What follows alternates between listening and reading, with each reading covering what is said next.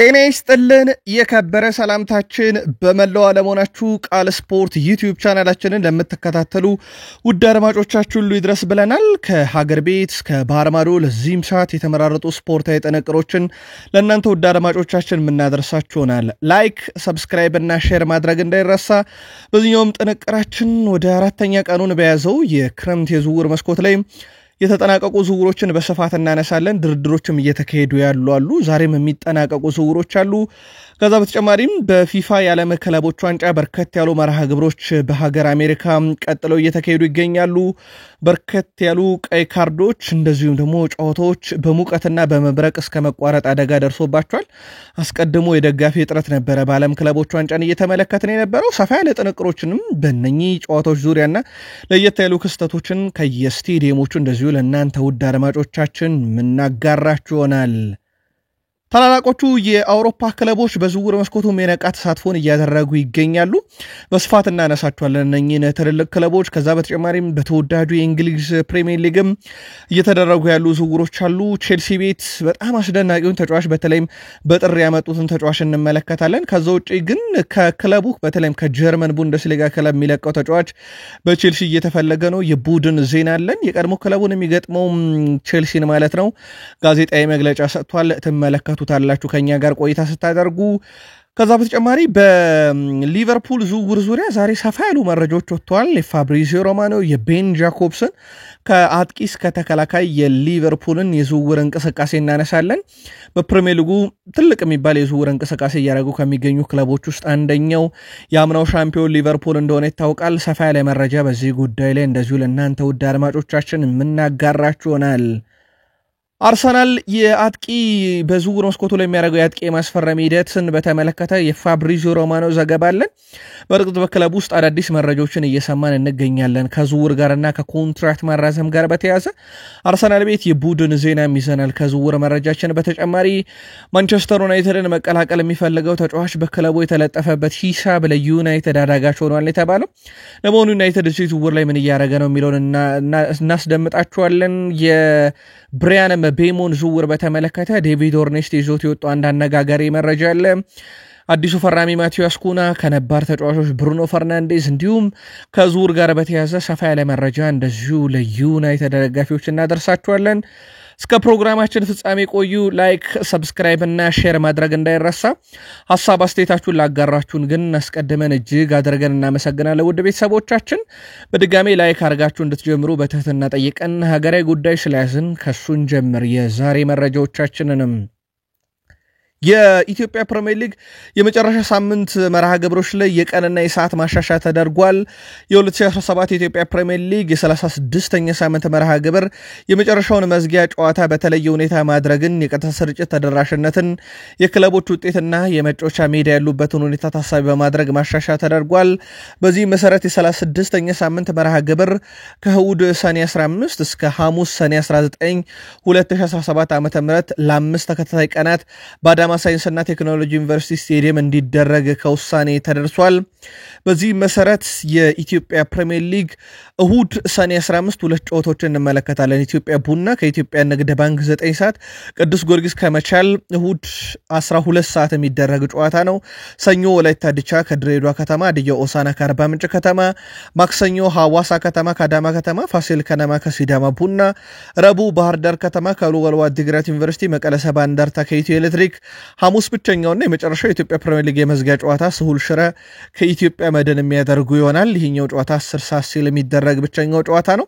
ስለዚህ የኢትዮጵያ ፕሪሚየር ሊግ ጨዋታ መርሃ ግብሮች በዚህ መልኩ እንደሚካሄዱ የኢትዮጵያ እግር ኳስ አክሲዮን ማህበር ይፋ አድርጓል። ከሰሞኑ አንድ መረጃ ደርሰናችሁ ነበረ። በተለይም የኢትዮጵያ ፕሪሚየር ሊግ ችግር ቢፈጠር ኃላፊነቱን አልወስድም ያለበትን ጉዳይ በተመለከተ ነው። አሁን ተጨማሪ መረጃዎች ወጥተዋል። በተለይም ለልጆቻቸው ውጭ ሀገር እግር ኳስ እድል እናመቻቻለን በሚል ብዙ ወላጆች ገንዘብ እየከፈሉ እንደሆነና ከሰሞኑም አንድ ተቋም ይሄንን ነገር ከጀመረ በኋላ ለኢትዮጵያ እግር ኳስ ፌዴሬሽን ሁነቱን ሲያሳውቅ ህጋዊ አካሄድን ባለመከተሉ ምክንያት ፌዴሬሽኑ እውቅና እንደማይሰጠው ተናግሮ ነበር።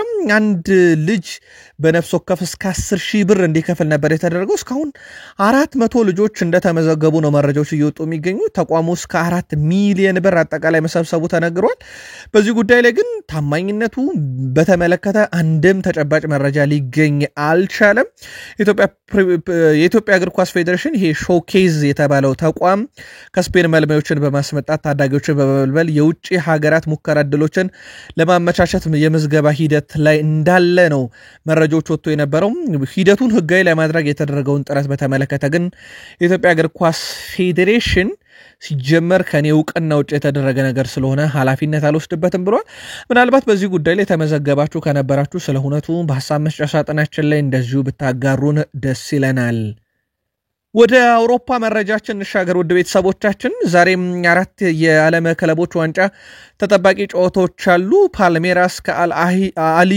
ምሽት 1 ሰዓት ላይ ይጫወታሉ ኢንተር ማያሚ ከፖርቶ ምሽት 4 ሰዓት ላይ ጨዋታቸውን የሚያደርጉ ይሆናል ከዛ በኋላ ስታል ሳውንድርስ ከአትሌቲኮ ማድሪድ ከሌሊቱ 7 ሰዓት የሚጀምር ጨዋታ ነው ፓሪስ ሰን ዠርሜን ከቦታፎጎ ከሌሊቱ 10 ሰዓት የሚደረጉ ጨዋታዎች ናቸው የየምድቡ ሁለተኛ ዙር ጨዋታዎች እንደዚሁ ከዛሬ ምሽት 1 ሰዓት ጀምሮ ይደረጋሉ የባርሴሎናው ፕሬዝዳንት ሁዋን ላፖርታ ሁላችንም ደስተኛ የምንሆንበት አንድ ዝውውር መፈጸሙ አይቀሬ ነው ብለዋል ላፖርታ የፋይናንስ ህግጋትን በተመለከተ ባርሴሎና ስጋት አለበት ወይ ተብሎ ለቀረበላቸው ጥያቄ ከላሊጋው ጋር ጥሩ ግንኙነት አለን በቅርቡ አዳዲስ ዝውውሮች ይፋ እናደርጋለን ይህንንም እንደሚመዘግቡልን እናምናለን ብለዋል ሁላችንም ደስተኛ የምንሆንበት አንድ ዝውውር ደግሞ በእርግጠኝነት እንደሚፈጸም አምናለሁ ብለዋል ያለምንም ጥርጥር የቢልባኦን ስፔናዊ አማካይ ስፍራ ተጫዋች የፊት መስመር ተጫዋች ኒኮ ዊሊያምስን እንደሆነ ይጠበቃል ወደ 58 ሚሊዮን ዩሮ ለማፍረሻ ያለውን ተጫዋች ለማስፈረም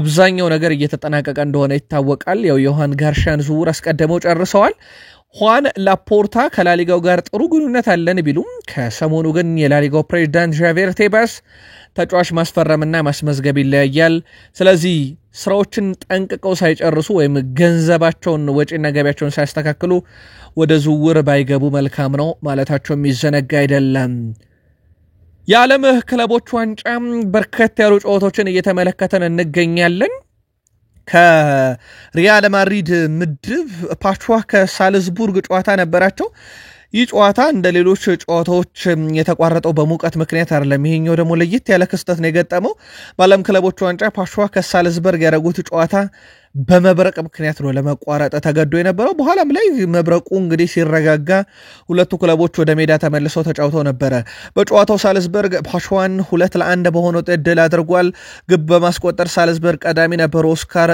ግሉክ 42ኛው ደቂቃ አስቆጠረ ከረፍት መልስ ብሪያን ጎንዛሌስ ፓሹዋን አቻ አድርጓቸው ነበር በኋላም ላይ ካሪም ኦንስዋይ 76ኛው ደቂቃ ላይ የማሸነፊያውን ግብ አስቆጥሯል እዚህ ምድብ ላይ ሪያል ማድሪድ እና አልሂላል አቻን የወጡት አስቀድሞ እሱን ጨዋታ ደግሞ እንመልከተው ውድ ቤተሰቦቻችን ሪያል ማድሪድ ከአልሂላል ጋር ያደረጉትን የዓለም ክለቦች ዋንጫ 1-1 በሆነ ውጤት በማጠናቀቅ ነው ውድድሩን የጀመረው ግብ በማስቆጠሩ ጋርሻ ለሪያል ማድሪድ 34ኛው ደቂቃ ቀዳሚ ያደረጋቸው ሩበን ኔቬዥ 41ኛው ደቂቃ ላይ በፍጹም ቅጣት ምት አቻ አደረገ ሪያል ማድሪድን የኔቬሽ ግብ በፍጹም ቅጣት ምት የተቆጠረች ነበረች ከሪያል ማድሪድ ጋር በተያያዘ ግን ውድ ቤተሰቦቻችን ሪያል ማድሪድ በመጨረሻዎቹ ደቂቃ ፍጹም ቅጣት ምት ቢያገኙ ፍሬድሪኮ ቫልቬርዴ ያላስቆጠረው ያሲን ቦኖ አድኖበታል የሁለቱ ክለቦች ጨዋታ ወደ 62419 ደጋፊ ተመልክቶታል በሃርድ ሮክ ስቴዲየም በአሜሪካ ታሪክ ከፍተኛ ተመልካች የተገኘበት ጨዋታ ሆኗል የመጀመሪያው ጨዋታ ወደ 60000 ደጋፊ ተገኝቶ ነበር ኢንተር ማያሚ ጨዋታ ባደረገበት ወቅት ሪያል ማድሪድ እሁድ ከፓሹዋ ጋር እንደዚሁም አልሂላል ሰኞ ከሳልዝበርግ ጋር ጨዋታቸውን የሚያደርጉ ይሆናል የምድብ ሁለተኛ ጨዋታቸውን ሪያል ማድሪድ ከ12 የመጨረሻ የዓለም ክለቦች ዋንጫ እንግዲህ 12ኛው ናቸው 11ዱን በድል ነበር ያጠናቀቀው ስለዚህ አልሂላል ነጥብ አስጥሎታል ትሬንት አሌክሳንደር አርኖልድ አዲሱ ተጫዋች የመጀመሪያ ጨዋታውን አድርጓል ባለማሸነፋቸው ቅር እንዳለው ተገልጿል በተለይም በሪያል ማድሪድ ሁሉ ጊዜም ቢሆን የማሸነፍ ሜንታሊቲ ነው ያለው ብሏል ሪያል ማድሪድ በጣም ጥሩ ቡድን ነው ለዛም ሁላችንም ማሸነፍ ፈልገን ነበር ሁሉንም ጨዋታ የማሸነፍ ግዴታ አለብን በእርግጥ በጨዋታው ላይ በጣም ጥሩ ነበርን የስኳዱም በጣም ጥሩ ስብስብ ነበር ማሸነፍ የሚገባን የነበረው ለዛ ነው ብሏል። ግን ጨዋታውን ከተመለከትነው የመጀመሪያ አጋማሽ የአልሂላል የበላይነት፣ ሁለተኛ አጋማሽ በእርግጥ የሪያል ማድሪድ የበላይነት ከፍ ያለ ነበረ። ግን ባለማሸነፋቸው ቅር መሰኘቱን አዲሱ ተጫዋች ትሬንት አሌክሳንደር-አርኖልድ ከጨዋታው በኋላ ተናግሯል። ትሬንት አሌክሳንደር-አርኖልድ 65 ደቂቃ ብቻ ነው ያጫወቱት። ዣቪ አሎንሶ 57 ኳስ ነክቷል። 89% ኳስ የማቀበል ስኬት ነበረው። ከአምስት ረጃጅም ኳሶቹ 3ቱ ስኬታማ ነበሩ። አንድ ቁልፍ ኳስ አቀብሏል። 2 ኳስ ከግብ ክልሉ ያርቋል። ከአምስት ክሮሶች አንዱ ስኬታማ ነበረ። አንድ ጥፋት ሰርቷል። 12 ጊዜ ኳስ ተነጥቋል። ወደ 6.8 ሬቲንግ ተሰጥቶታል። በመጀመሪያ ጨዋታው ላይ ከሞላ ጎደል ጥሩ የሚባል ነበር። እጅግ በጣም ሞቃታማ በነበረ ሲዝን ላይ በሚገኘው ሃርድ ሮክ ስቴዲየም ላይ የነበረ ጨዋታ ላይ ያስመዘገበው ቁጥር ነበረ። ለትሬንት አሌክሳንደር-አርኖልድ ጅማሮን እንዴት አገኛችሁት? ማድሪዳውያን ልታጋሩን ትችላላችሁ። ሌላው አዲሱ ፈራሚ ዲያኑ ሁይሰንም የመጀመሪያ ጨዋታውን አድርጓል። በመሃል ተከላካይነት 3 ኳሶችን ከግብ ክልሉ አርቋል። 3 ታክሎችን ወርዷል። 87% ኳስ የማቀበል ስኬት ነበረው። ከ6 ረጃጅም ኳስ 4ቱ ስኬታማ ነበሩ። 100% ክሮሶቹ ስኬታማ ነበሩ። 100% የመሬት ላይ ግንኙነቶችን አሸንፈዋል። 100% በኳስ ማቀበል ሂደት ላይ በመቀባበል ሂደት ላይ ስኬታማ ነበረ። 4 የአየር ላይ ኳሶች 2ቱን ድል ማድረግ ችሏል። እጅግ በጣም አስደናቂ ጊዜን ያሳልፏል በሪያል ማድሪድ ቤት የመጀመሪያ ጨዋታው። ይህም ተጫዋቹ በሪያል ማድሪድ በቀጣይነት በቋሚነት መሰለፍ እንደሚችል ያሳየበትም ምርጥ ምሽት ነበረ ማለት ይቻላል። ጁድ ቤሊንግሃም አዲስ የጨዋታ ስታይል ነው የጀመርነው። ነገር ግን ገና ይሄ ጅማሮ ነው። ብዙ ነገር ወደፊት እንጠብቃለን። በጊዜ ሂደትም ውጤቶች እየመጡ ይመጣሉ። ነገር ግን በሃርድ ሮክ ስቴዲየም ማያሚ ተገኝተው ድጋፍ ላደረጉልን የማድሪድ ደጋፊዎች እጅግ በጣም አድርገን እናመሰግናለን ብሏል። በጨዋታውም ላይ በርከት ያሉ ደጋፊዎች እንደተገኙ ይታወቃልና በእርግጥ ሪያል ማድሪድ አስቀድሞ የምድብ ጨዋታ ትኬቶችን ሸጠው ከጨረሱ የዓለም ክለቦች ዋንጫ ተሳታፊ ክለቦች ውስጥ አንደኛው እንደነበረም ይታወቃል። ያሲን ቦኖ በአልሂላል መለያም እንግዲህ የመጨረሻ 6 ፍጹም ቅጣት ምቶች ውስጥ 3ቱን አድኗል። ትላንት የፌድ ቫልቬርዴን አድኖበታል። በጣም አስደናቂ ምሽት ነበር ማሳለፍ የቻለው። በጨዋታው ላይ ደግሞ ግብ ያስቆጠረበት የሪያል ማድሪድ የአካዳሚ ውጤት የሆነ ነው። 2014 ጀምሮ በሪያል ማድሪድ አካዳሚ ውስጥ ያደገው ጎንዛሎ ጋርሻ ነው ግብ አስቆጥሮበት የነበረው።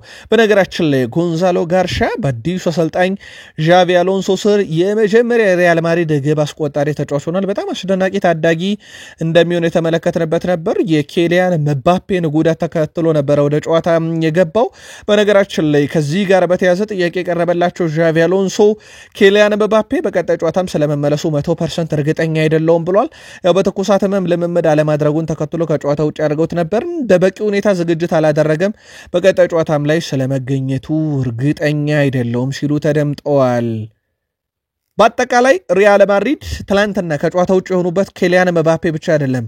ዴቪድ አላባ፣ አንቶኒዮ ሩዲገር፣ ኤደር ሚሊቶ፣ ዳኒ ካርቫል፣ ኤድዋርዶ ካማቪንጋ፣ ኤንድሪክ፣ ፌርናንድ ሜንዲን ጨምሮ በርከት ያሉ ተጫዋቾች በጉዳት ምክንያት በስብስብ ውስጥ አልተገኙ።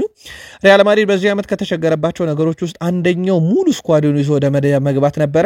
ትላንትናም በርከት ያሉ ተጫዋቾችን ይዞ አልገባም። ሲሞኔ ኢንዛጊ ከጥቂት ወራት 1 ወር ገደማ በፊት በፍጻሜ ጨዋታ ማለት ነው ሜይ 31 1 ወርም አልሞላው በፓሪስ ሰን ዠርሜን 5-0 ሽንፈት አጋጥሞት ነበረ ቡድናቸው። ትላንትና ግን አልሂላልን አዲስ ክለብ ይዘው ግዙፉን ሪያል ማድሪድ በተለይም በአውሮፓ ሻምፒዮንስ ሊግ መድረክ ደማቅ ታሪክ የጻፈውን ቡድን ነጥብ አስጥለውት ጀምረዋል። በአጠቃላይ በዚህ ምድብ ላይ እንግዲህ የውጤት ሰንጠረዡን ካየን ሳልዝቡርግ ፓሽዋን 2-1 ማሸነፉን ተከትሎ በ3 ነጥብ ምድቡን ይመራል። አልሂላል በ1 ነጥብ፣ ሪያል ማድሪድ እኩል ሁለተኛና ሶስተኛ ናቸው። ፓቹዋ ሽንፈት መስተናገዱን ተከትሎ በምድቡ 3ኛ ደረጃ ላይ እንደዚሁ መቀመጥ ችሏል። ማንቸስተር ሲቲ ከዋይዳ ካዛብላንካ ጋር ያደረገውን ጨዋታ ድል በማድረግ ጀምሯል። ዋይዳድ ካዛብላንካ ደጋፊዎች ግን ፍጹም የተለዩ ነበሩ። በስቴዲየም ውስጥ የማንቸስተር ሲቲን የማሸነፊያ 2 ግቦች ፊል ፎደን ሁለተኛው ደቂቃ ላይ 42ኛው ደቂቃ ላይ ደግሞ ጀሬሚ ዶኩ ማስቆጠር ችለዋል። በጨዋታው የማንቸስተር ሲቲ ተጫዋች ሪኮ ሊዊስ በ88ኛው ደቂቃ ላይ በቀይ ካርድ ከሜዳ ተሰናብቷል። በጨዋታው እንግሊዛዊ ፊል ፎደን የጨዋታውም ኮከብ በመባል እንደዚሁ ተመርጧል። ማንቸስተር ሲቲ ሰኞ ከአል አይን ጋር ጨዋታውን ሲያደርግ ዋይዳድ ካዛብላንካ እሁድ ከዩቬንቱስ ጋር ጨዋታቸውን እንደዚሁ የሚያደርጉ ነው የሚሆነው። በጨዋታው ላይ ግን ፊል ፎደን ያስቆጠራት ግብ 1 ደቂቃ ከ52 ሰከንድ ነው የፈጀው። ይህም በዓለም ክለቦች ዋንጫ ፈጣኗ ግብ ሆና ተመዝግባለች። ፔፕ ጋርዲዮላ ከጨዋታው በኋላ ለመጀመሪያ ጊዜ ማንቸስተር ሲቲን በአሰልጣኝነት ይዘው ወደ አሜሪካ ለቅድመ ውድድር ዘመን ባመሩበት ወቅት ሰማያዊ መለያ የለበሱ ጥቂት ደጋፊዎች ነበረ የተመለከትኩት። አሁን ግን ከብዙ ዓመታት በኋላ ወደ አሜሪካ ስንመለስ በርከት ያሉ ውሃ ሰማያዊ መለያ የሚለብሱ ደጋፊዎችን አግኝተናል። በዓለም ዙሪያ ተጽዕኖ ፈጣሪነታችን ቀጥሏል ብለዋል ጆሴፍ ፔፕ ጋርዲዮላ። በተለይም በስቴዲየም ውስጥ ከነበረው ደጋፊ በተለይም በጎዳና ላይ ሲዘዋወሩ የነበሩ የማንቸስተር ሲቲ ደጋፊዎችን ማየታቸው እንዳስደሰታቸውና ቡድኑ በጥቂት ዓመታት ውስጥ በመላው ዓለም በርካታ ደጋፊ ማፍራቱን እንዳስደሰታቸው ነው ከጨዋታው በኋላ የተናገሩት። አዲሱ ፈራሚያቸው ታይጃኒ ራይንደርስም ወደ 82 ኳሶችን በነካበት የመጀመሪያ ጨዋታው አስደናቂ ምሽት ነበር ያሳለፈው። 92% ስኬታማ ነበር ኳስ የማቀበል ሂደቱም። አንድ ቁልፍ ኳስ አቀብሏል። ከ3 የ1-1 ግንኙነቶች 2ቱን አሸንፏል። ሆላንዳዊ ተጫዋች አስደናቂ ጅማሮን ነው በፔፕ ጋርዲዮላ ቡድን ውስጥ ያስመለከተን። ሌላኛው ሪያን ቸርኪም ወደ 60 ደቂቃዎችን ተጫውቶ ነበር። ይህም ተጫዋች 35 ጊዜ ኳስ ነክቷል። 74% የተሳኩ ቅብብሎችን አድርጓል። ከ3 የመሬት ላይ ግንኙነት 2 አሸንፏል። አንድ ቁልፍ ኳስ አቀበለ። 2 ድሪብሎችን አድርጎ አንዱ ተሳክቶለታል። አንድ ኳስ ከግብ ክልሉ አርቋል። ምንም ጊዜ ኳስ አልተነጠቀም። ወደ 6.9 ሬቲንግ ተሰጥቶታል። ያው የግብ ተሳትፎ ግን በጨዋታው ላይ አልነበረውም። አዲሱ ተጫዋች ግን ከጅማሩ አንጻር ካየነው በጣም ጥሩ የሚባለ ጅማሮን ነበር ያደረገው። ሪኮ ሊዊስም በዚህ የክለቦች ዓለም ዋንጫ 5ኛው ቀይ ካርድ የተመለከተ ተጫዋች ነበረ በሰዓቱ። ክሌመንት ሌንግሌት፣ አንድሬ ሄሬራ፣ አንድሪያ ቤሎቲ፣ ሆራል ፊጋል፣ አሁን ደግሞ ሪኮ ሊዊስ የቀይ ካርድ ሰለባ ሆነዋልና የዓለም ክለቦች ዋንጫ ከቀይ ካርድ ጋር ጉዞን ቀጥሏል። ፔፕ ጋርዲዮላ በነገራችን ላይ በፊፋ የዓለም ክለቦች ዋንጫ ውድድር ታሪክ ተሸንፎ አያውቅም። 27 ግቦችን አስቆጥሯል በተቃራኒ ቡድን ላይ። እስካሁን የተቆጠረበት 2 ግብ ብቻ ነው ቡድኑ። 7 ክሊንሺቶች አሉት። ትላንትናም ድል አድርጓል። እንዳጠቃላይ ግን በመድረኩ ያደረጋቸውን ወደ 11 የሚጠጉ ጨዋታዎች አካባቢ እስካሁን በድል ነው ማጠናቀቅ እየቻለው። ጨዋታው ላይ ለየት ያለው ነገር አንድ ደጋፊ ሜዳ ጥሶ ገብቶ ነበረ። የሞሮኮ ዜግነት እንዳለው የተነገረ ይህ ደጋፊ ወደ ሜዳ ባነር ይዞ ነው የገባው። ሞሮኮች እንስሳት ላይ የሚያደርጉትን ግድያ እንዲያቆሙ። እንግዲህ በጨዋታው ላይ የዋይዳ ካዛብላንካ ደጋፊ እንደሆነ የተገለጸ ሰው ነው ወደ ሜዳ ጥሶ የገባው። በባነር አሳይቶ ነበረ።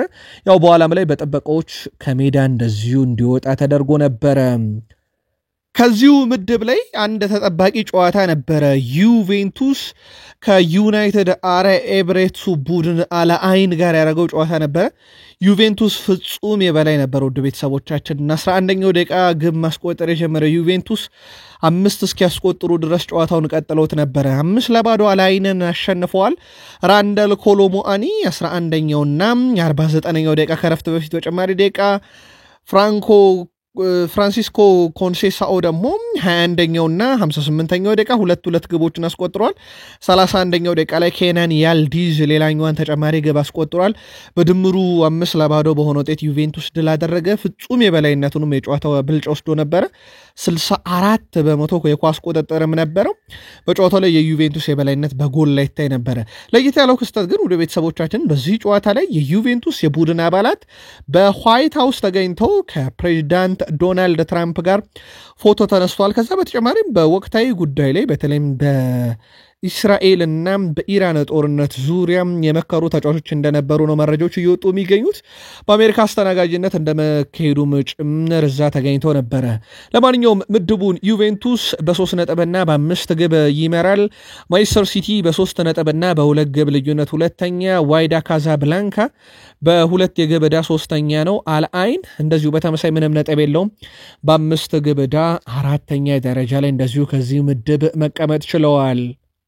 የተወሰኑ መረጃዎችን እናንሳና ወደ ተወዳጁ የእንግሊዝ ፕሪሚየር ሊግ ዕለታዊ መረጃዎቻችን እንሻገር። ውድ ቤተሰቦቻችን እዛው አሜሪካ ላይ አንድ መረጃ እንጨምርላችሁ። ኢንተር ማያሚ አንድ መረጃ ይፋ አድርጓል።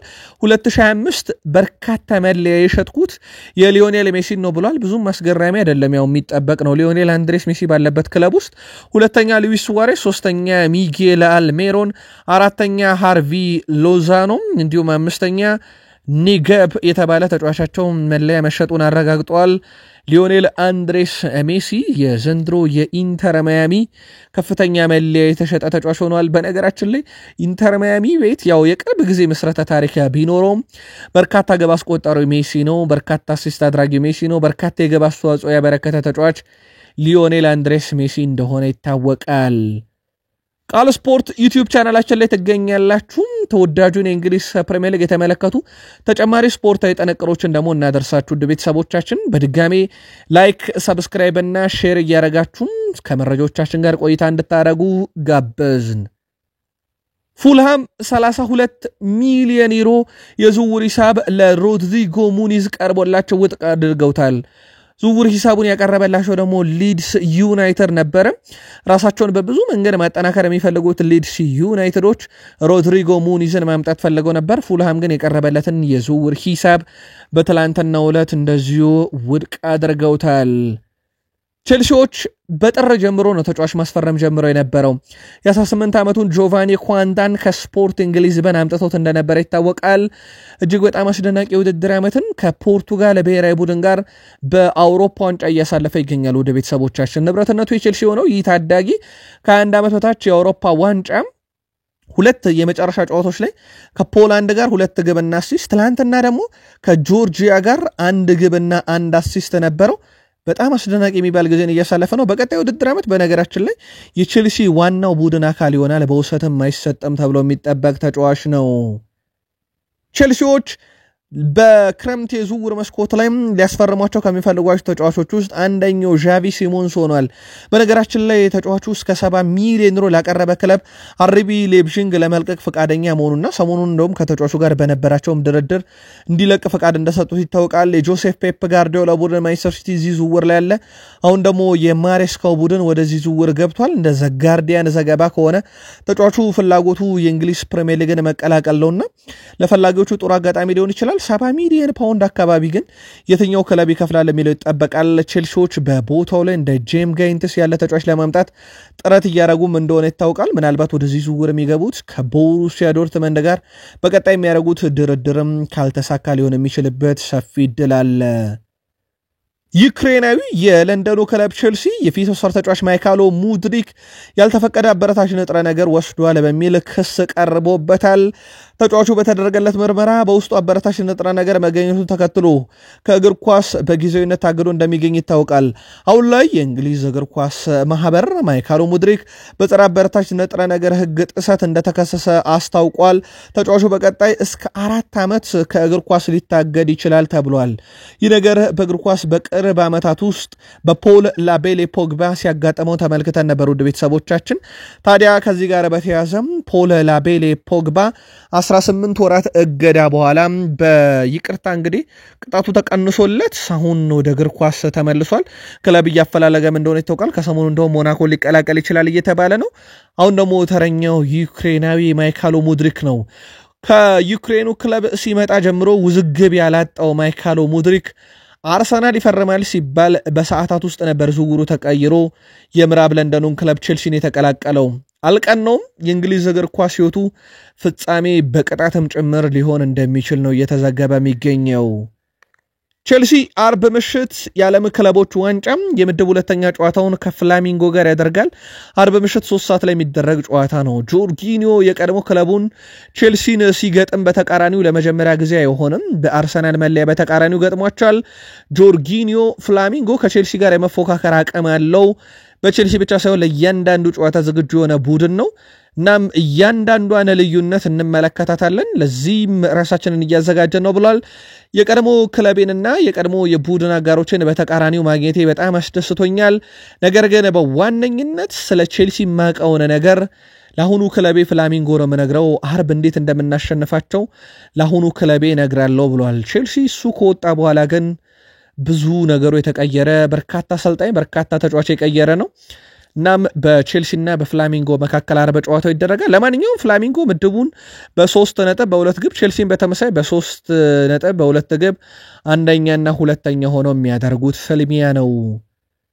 ባለፉት ጥቂት ሳምንታት ውስጥ ሜሎሽ ኬርኪዝን በተመለከተም በርካታ ክለቦች መረጃ ጠይቀው እንደነበረ ተረጋግጧል። እንደ ፋብሪዚዮ ሮማኖ ዘገባ ከሆነ ግን በተለይም ወኪሉንና ተጫዋቹን ያነጋገሩ ክለቦች የተሰጣቸው ምላሽ ቁርጥ ያለ ነበረ። ተጫዋቹ ፍላጎቱ ሊቨርፑልን መቀላቀል ብቻ እንደሆነ ነግሯቸዋል የተባለው።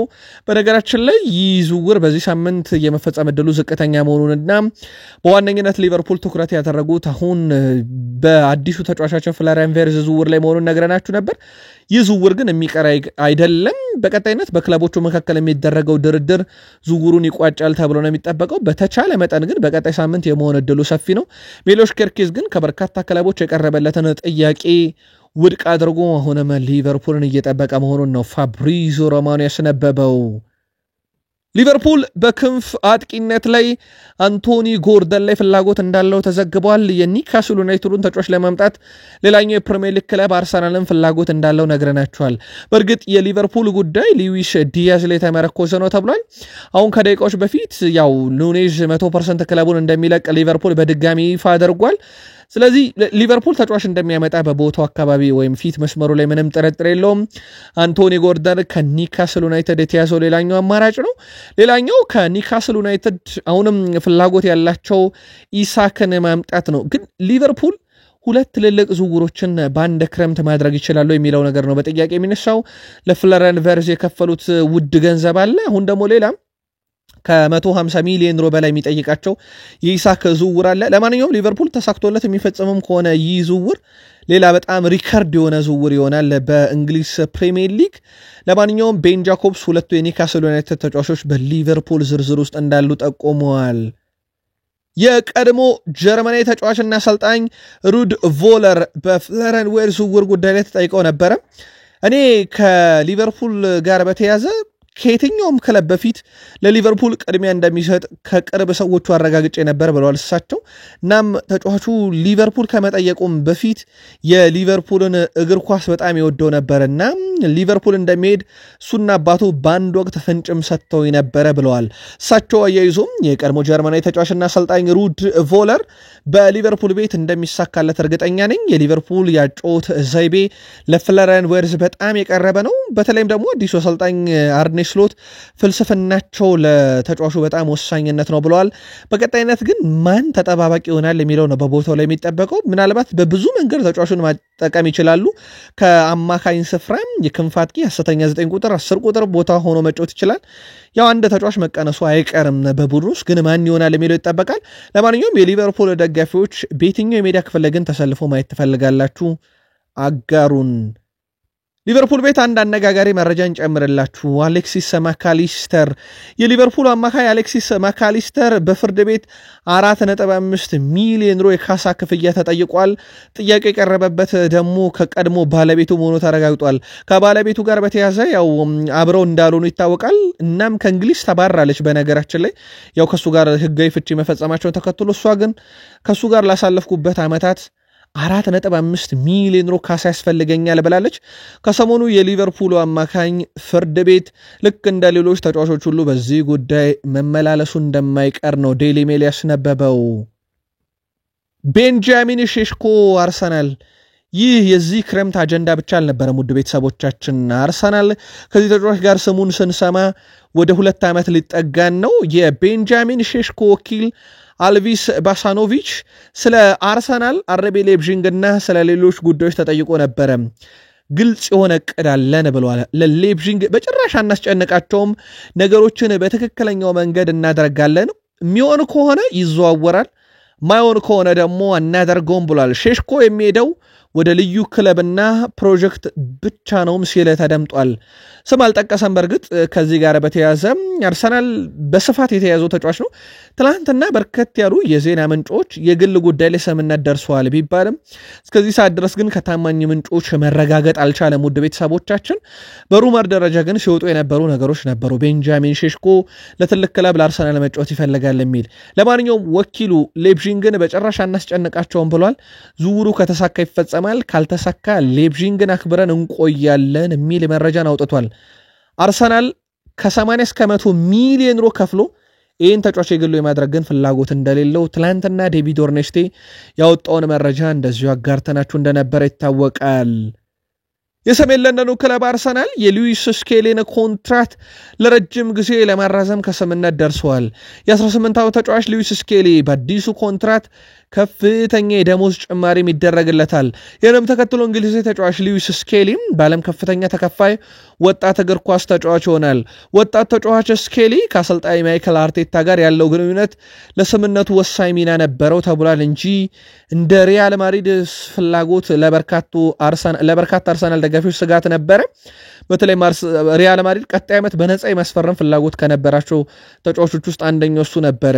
በትልቅ ክለቦች አይን ውስጥ እንደገባም ሲነገር የቆየው ሉዊስ ስኬሊ ባለፈው ዓመት ለአርሰናል በሁሉም ውድድሮች 39 ጨዋታዎችን ማድረግ ችሎ ነበረ። አዲሱ ኮንትራቱን በቅርቡ ፈርሞ ይፋ ይደረጋል።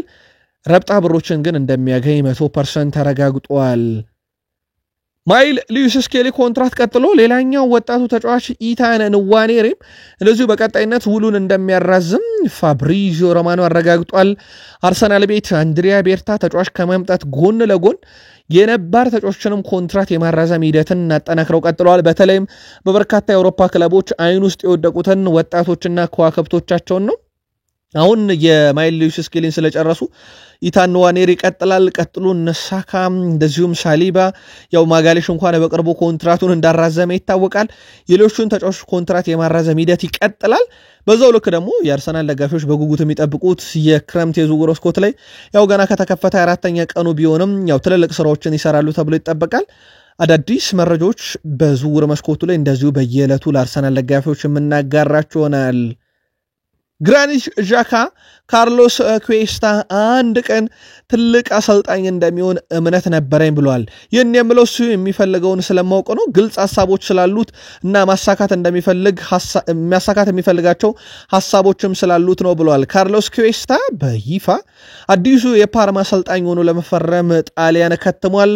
የሱ ምትክ እንዲሆን ደግሞ የቀድሞ ተጫዋቻቸው ወደ ቡድኑ እንደሚመጣ ትላንት ማለዳ በነበረን መረጃችን ላይ በስፋት ጉዳዩን አስረድተናችሁ ነበር፣ ወይም ለአርሰናል ደጋፊዎች አድርሰናችሁ ነበር። ያው በቦታው ላይ አርሰናሎች በይፋ ይሾማሉ አይሾሙ የሚለውን ነገር እንጠብቃለን። አዲስ ሰው ግን የቀድሞ ተጫዋቻቸው የመሆን እድሉ በጣም ሰፊ ነው ተብሏል። ለማንኛውም በግራኒት ዣካ ጭምር የተመሰከረለት ካርሎስ ኩዌስታ አዲሱ የፓርማ አሰልጣኝ ሆኖ በቀናት ውስጥ ፊርማውን ያኖራል። ዝውውሩም ይፋ ይደረጋል ተብሎ ይጠበቃል። ኤሜሊያኖ ማርቲኔዝ ወደ ማንቸስተር ዩናይትድ የመዘወር ፍላጎት እንዳለው ግልጽ አድርጓል። አስቶን ቪላዎች ደግሞ 1 ዓመት ኮንትራቱ ላይ ለቀረው ግብ ጠባቂያቸው 40 ሚሊዮን ፓውንድ ድረስ እንፈልጋለን ብሏል። ማንቸስተር ዩናይትድ በአንጻሩ ኦናናን ለመተካት የመጨረሻ ውሳኔው በክለቡ እሱን የማቆየት እንደሆነ ተረጋግጧል። ነገር ግን እውነቶች ምን እንደሚፈጠሩ አይታወቅም። በቀጣይ ማንቸስተር ዩናይትድ ግን በኮንትራቱ 1 ዓመት ለቀረው ግብ ጠባቂ 40 ሚሊዮን ፓውንድ ይከፍላሉ የሚለው ይጠበቃል። አስቶን ቪላዎች በተለይም ኤስ ሚላን ለማይክ ሚኛን ለቼልሲ ከጠየቀው ሂሳብ አንጻር ተነስተው ሂሳቡን እንደወጡት ነው ቤን ጃኮብስ የዘገበው። ከሰሞኑ ኤስ ሚላኖች ለማይክ ሚኛን እስከ 30 ሚሊዮን ፓውንድ እንደሚፈልጉ ለቼልሲ ነግረው ቼልሲ ከዝውውሩ እንደወጣ ይታወቃል። 1 ዓመት ኮንትራት ለቀረው ግብ ጠባቂ ይሄን ያህል ገንዘብ አንከፍልም ብለው በአስቶን ቪላን በኩል 40 ሚሊዮን ፓውንድ ለጥፈውበታል። ዩናይትድ ምን ያህል ርቀት ይሄዳል የሚለው ይጠበቃል። በነገራችን ላይ ማንቸስተር ዩናይትድ ሁለተኛው ግብ ጠባቂ የሆነውን ባይንደርን ይለቃሉ። ለሁለተኛ ግብ ጠባቂነት ግን ተጫዋች ያመጣሉ። በቦታው ላይ ግን 40 ሚሊዮን ፓውንድ ይከፍላሉ ተብሎ አይታሰብም። በተለይም እነ ራክሊፍ ወደ ቡድኑ ከመጡ በኋላ አንድ የተሻሻለው ነገር የማንቸስተር ክፍያ የሚባለው ነገር ነው። ክለቦች ለማንቸስተር ዩናይትድ ተጫዋች ሲሸጡ ከፍ ባለ ገንዘብ እንደሚሸጡ ይታወቃል። ይህንን ነገር አዲሶቹ ባለቤቶች በቅርቡ እንዳስቀሩትም ይታወቃል። ማንቸስተር ዩናይትድ መፍትሄ ለማግኘት በየቀኑ ከብሬንትፎርድ ጋር ውይይትም ድርድርም እያደረጉ ነው ብሏል ፋብሪዚዮ ሮማኖ። ፋብሪዚዮ ሮማኖ እንደዘገበው ከሆነ እንደ ብራይተን እና ብሬንትፎርድ ካሉ ክለቦች ጋር ድርድር ሁልጊዜም ከባድ ነው ብሏል። ዴቪድ ኦርኔስቴ ማንቸስተር ዩናይትድ ብሪያን ምቤሞን ለማስፈረም ስራዎችን እየሰሩ መሆናቸውን አረጋግጦ ዝውውሩ የመፈጸምና የመሳካት እድሉም ከፍተኛ ነው ሲል ተደምጧል። በእርግጥ እንዳልኳችሁ የፋብሪዚዮ ሮማኖ ዘገባ ላይ በተለይም ብሬንትፎርድ እና ብራይተን እንደ ቡድን ፕሪሚየር ሊግ ላይ በጣም አስቸጋሪ ናቸው ተጫዋች ሲሸጡ። የቅርብ ጊዜ ሞይሰስ ካይሴዶን ቼልሲ ሲያመጣም የነበረው ሂደት ይታወቃል። አሁን እንደ ዌስትሃም ዩናይትድም ያለ ክለብ በእርግጥ ድርድር ላይ በጣም ጠንካራ ይባላሉ በፕሪሚየር ሊግ የብሬንትፎርድ እና የብራይተንን ያክልም ጠንካራ ባይሆኑም ግን ለዩናይትድ ጥሩ የሚባለው ዜና ተጫዋቹ ራሱ ተጽዕኖ ይፈጥራል ክለቡ ላይ በሚል ነው ብሬንትፎርድ ላይ ምክንያቱም ለዩናይትድ የመጫወት ፍላጎት እንዳለው ስለሚታወቅ ማለት ነው። ቶትናም አስቀድሞ ዝውውር ላይ ቢገባም አስቀድሞ ወጥቷል በገንዘብ ጉዳይ ከዝውውሩ እንደወጣ ይታወቃል። በተጨማሪም ደግሞ ተጫዋቹ ለማንቸስተር ዩናይትድ የመጫወት ብቻ ፍላጎት መኖሩ ቶትናምን ዝውውሩ ላይ እንዲቀዘቅዙ አድርጓል። በቀጣይ ቀናት አዲስ ነገር ይኖራል ብሏል ዴቪድ ኦርኔስቴ በዚህ ዝውውር ላይ። በቅርቡ ማንቸስተር ዩናይትድን የተቀላቀለው ማቲያስ ኩንሃ የመጀመሪያ ጨዋታውን ቡድኑ ከአርሰናል ጋር እንደሚያደርግ ይታወቃል። እሱ በአጠቃላይ በፕሪሚየር ሊግ ቆይታው 3 ግብና 1 አሲስት አርሰናል ላይ አበርክቶ አለው። በርካታ የግብ አስተዋጽኦ በእርግጥ የለንደን ክለቦች ላይ ያለው ሲቲ ላይ 2 ጎልና 2 አሲስት፣ ቼልሲ ላይ 4 ጎልና 3 አሲስት አለው። ቼልሲ ላይ ደግሞ ሞር ግብ የሚቀናው የፊት መስመር ተጫዋች ነው። ግን የመጀመሪያ ጨዋታውን ዩናይትድ ያው ኦልድ ትራፎርድ ላይ ለ9 ተከታታይ ዓመት ነው በዚህ ስቴዲየም ጨዋታ ሲያደርግ የመክፈቻ ከአርሰናል ጋር ያደርጋል። ኦገስት ላይ ዩናይትድ ጥሩ ታሪክ አለው አርሰናል ላይ።